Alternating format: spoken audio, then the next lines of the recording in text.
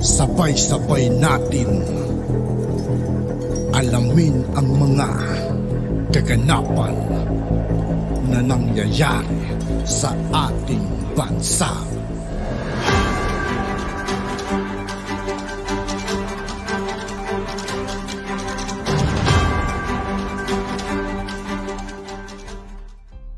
Yo, what's up mga kaibigan? This is Aituki po again. Ngayon nandito naman ulit tayo sa channel ni Pinas News Insider.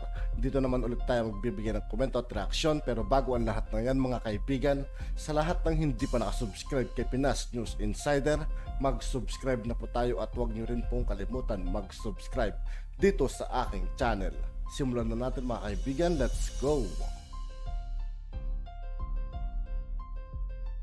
Ito ang balita ngayon, viral ngayon sa mundo ng social media. Ang di umano'y balitang dating Senate President Tito Soto tila pumutok na sa galit at harap-harapang sinagot ang Kongreso. Pero bago ang lahat, kung bago ka pa lamang sa aming channel, please huwag kalimutang mag-like, subscribe at i-click ang notification bell para mas maging updated ka palalo sa lahat pa ng bagong video na i-upload namin. At ito na nga mga kababayan, sa patuloy na umiikot ngayong kontrobersiya patungkol sa pagsusulong di umano ng charter change o Chacha, ay umani ito ng samut-saring reaksyon. At isa na nga rito ay ang dating Senate President na si Tito Soto, kung saan matapang nitong sinabi sa isang pahayag na ang target di umano ng umiikot na signature drive para sa charter change o Chacha ay ang pagbuwag sa Senado.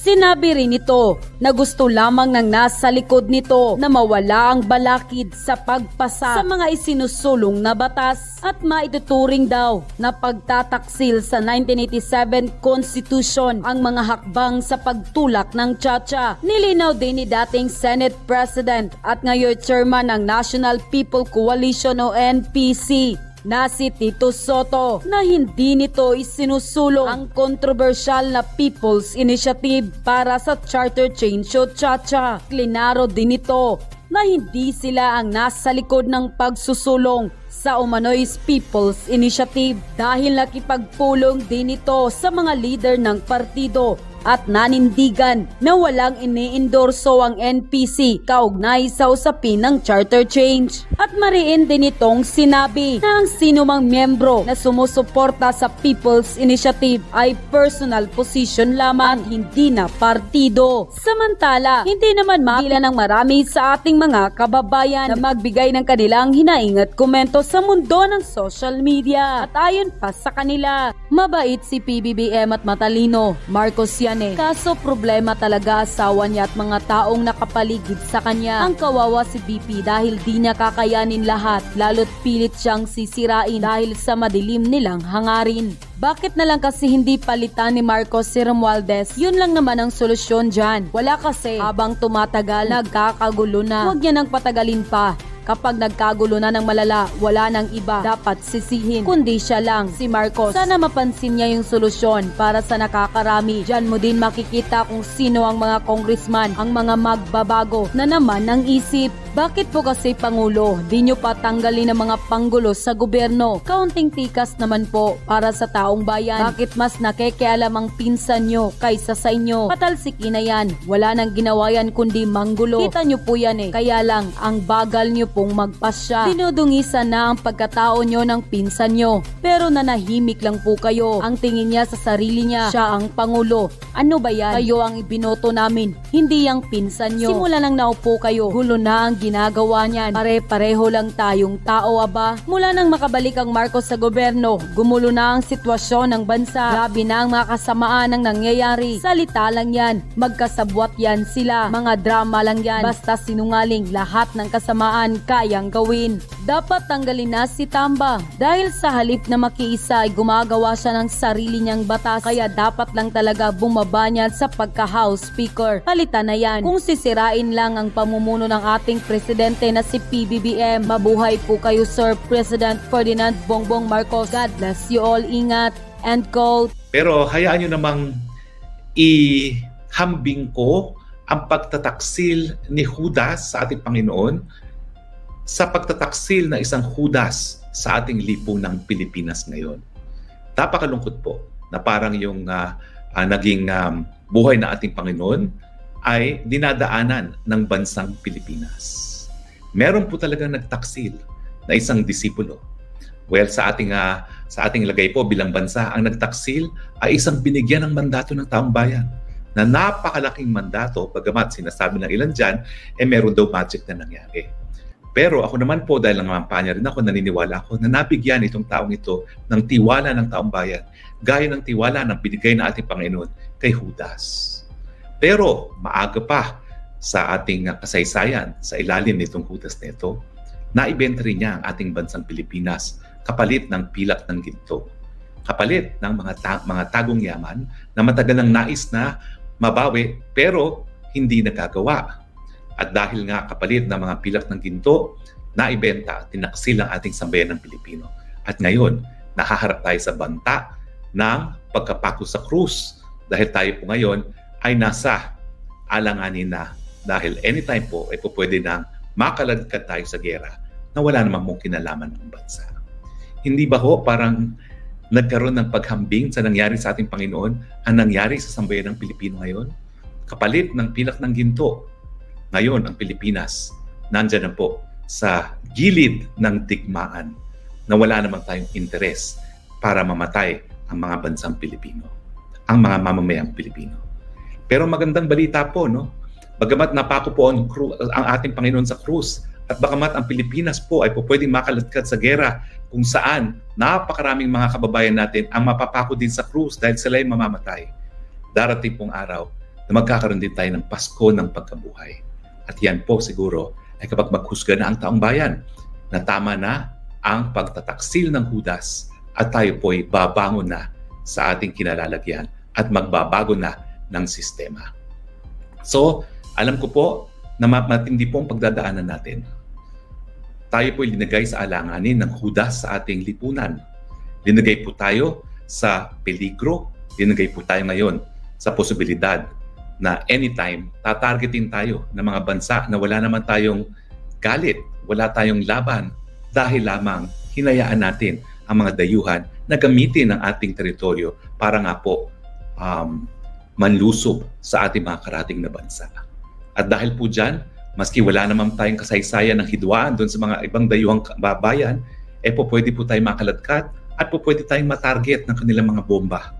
Dahil sa larangan nga po ng international law, kapag pinayagan mo ang iyong teritoryo na magamit sa isang pamamaraan na magkakaroon ng danyo sa ibang bansa, ikaw ay mayroong responsibilidad.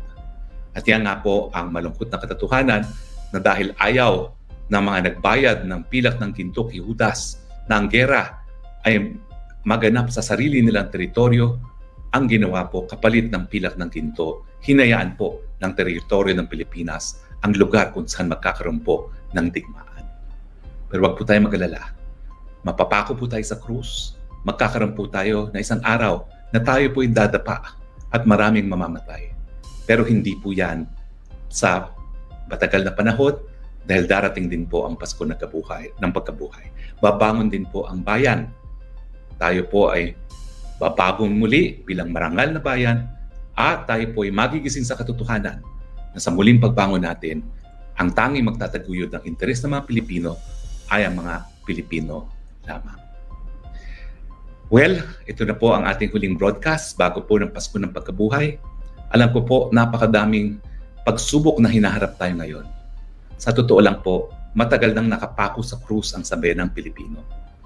Dahil po, napakahirap po ng buhay ngayon. Napakataas ng presyo ng bilihin. Kulang po ang trabaho at napakababa po ng sahod. Kaya nga po yung hirap na dinanas ng ating Panginoon, napakadami mga Pilipino pong dumadanas ng kaparehong hirap. Pero habang tayo po'y nananatili sa ating pananampalataya, darating at darating din po ang Pasko ng Pagkabuhay. So sana po, habang kayo po'y nasa beach, habang kayo po'y nagsasama-sama sa inyong mga pamilya, huwag po nating kalimutan ang mensahe ng Semana Santa. Na pagkatapos po na maparusahan, pagkatapos pong saktan, mapahirapan ng Panginoon, siya po'y pinako dahil sa pag-ibig na ating Panginoon, binigay niya kaisa-isahan niyang anak. Pero kung tayo po ay tatanggap kay Kristo, darating din po ang araw na magaganap sa ating mga buhay ang Pasko ng pagkabuhay at lahat po tayo magkakaroon ng buhay na walang hanggan. Alam ko po, magulong ating politika. Alam ko po, napakahirap tanggapin ng pagtraidor ng Judas sa ating lipunan. Darating din po ang araw ng pagkabuhay. Agree ba ho kayo o disagree? Tignan po natin ang mga sinasabi ng ating mga viewers. Okay, meron pa bang nakikinig dyan o nasa beach na lahat? Si Zenaida Butler, good evening, Attorney H. Roque. Nice to catch up your live. Greetings from Boston, Massachusetts. Hello po. Kumusta po kayo dyan? Abigail Maron, wow, salamat po at ako'y nakaabot sa live niyo, Attorney Roque. Lagi ko po inaabangan ng kaganapan at analisan niyo sa kaganapan political analysis sa kaganapan political sa Pilipinas. DDS po from Southern Leyte, based dito sa Singapore. Hello po, Abigail. Jesus Abisamis, hindi lang si Judas, Attorney. Isa ng lahat na rin tayo kay Satanas. Yan po si Jesus Abisamis. Jay Santiago, na Judas kami. Hahay, naulanan pa na kami sa Tagum Rally tapos ito lang, Judas talaga. Naulanan pa kami sa Tagum Rally. Nandun din po ako sa Tagum. Rolando Constantino, parang kilala ko yung naghuhudas sa Pilipinas. Well, wala po akong binanggit kung sino si Judas, pero meron pong Judas sa ating lipunan. Arcilia Zenea, nakakalangkot talaga na ang Pangulo ng Bansa ay isang taksil, walang utang na loob sa mamamayang Pilipino na naglukluk sa kanya. Si Arcilia po yan. Okay? C'est la vie life. Yan, realidad. Pambayad tayo ng mga Pinoy dahil sa mga ginto nila, hindi po nila nakuha hanggang ngayon. Okay. Boyat Vero, Harry Roque, natatakot na po kami kasi baka maging battleground ng bansa natin katulad ng Ukraine at Palestine at baka maghahasa pa ang mga babae natin po. Sigurado po yan. Yan po talaga ang epekto ng digmaan. Yan po ang magiging kalbaryo ng sambayanang Pilipinas, resulta ng pagtataksil ni Judas sa ating lipunan. Rochelle Pine, hola, buenos dias, Attorney Harry Roque. Maraming salamat ho sa mga information na share mo sa amin sa mga issues ng ating bansa watching here in Madrid, Spain. Thank you po. Thank you, Rochelle. Boyat Vero, parang pinoprovoke pa ata ni Sec DND kaya tuloy nagdududa kami na ito ay diversionary tactics po para matabunan ang paglalaba nila ng dirty linen. Kaya parati silang travel po. Well, alam niyo po, sa susunod na pag-vlog natin, meron po akong nakausap ngayon na malapit sa ating PBBM at meron nga siyang teorya lalo na doon sa pagbisita sa Germany. Okay, Fallen Falcon, nakakawala po ng pagod ang pag-live nyo, Attorney. Ay, maraming salamat, Fallen. Okay. I am Mitch, PRD, mahalang bansang Pilipinas at mamamayang Pilipino, kuting mahalang ginto. The love of money is the root of all evil. Okay, si I am Sicha. CRTV, kung magkagera at umalis sa Pangulo, ano mang mangyari sa Pangulo? Well, siyempre po, pupunta sila sa isang lugar na hindi sila masasaktan, hindi sila mamamatay. Okay, si Joe Santiago, just relying po on the fact that Judas never wins. Good always prevail. Let's pray for all our leaders who are with us on this fight. Totoo naman po yan. Dahil nga po yan ang pangako ng Pasko ng pagkabuhay. Maski merong pagtraidor, merong pagpako sa krus, meron din muling pagkabuhay. Babangon po tayo muli sa bayan ng Pilipinas. Jennifer Kadungog, the Messiah says, if we do not know our identity, we dwell in poverty and poverty becomes us. Maraming salamat, Jennifer. Okay, maraming salamat po ha. At sana po tayo ay magkaroon ng pagkakataon na magpahinga, magmuni-muni, at siyempre po, balikan po natin ang importansya ng Semana Santa. Na yan po ay talagang ugat ng ating pananampalataya bilang mga Kristiyano. Sana po sa Biyernes Santo, tayo po sa Huwebes Santo, tayo po ay mag-communion. Yan po ay simbolo ng ating paniniwala na ang ordinaryong alak ay magsisimbolize ng dugo ng ating Panginoon at ang otsa ay ang flesh ng ating Panginoon. At ang symbolism po niyan ay tayo po ay nagiging isa sa ating Panginoon. So happy Easter po sa inyong lahat. Bagamat nasa Kalbaryo tayo ngayon, tandaan natin ang pangako ng Pasko ng pagkabuhay. At yun na nga mga kababayan. At yun nga po mga kaibigan, dito po nagtatapos ang ating reaction video. Muli ako po si I2K ng Sundalo ng Dunggalo. Maraming salamat sa patuloy na pagsuporta. Yeah, peace out.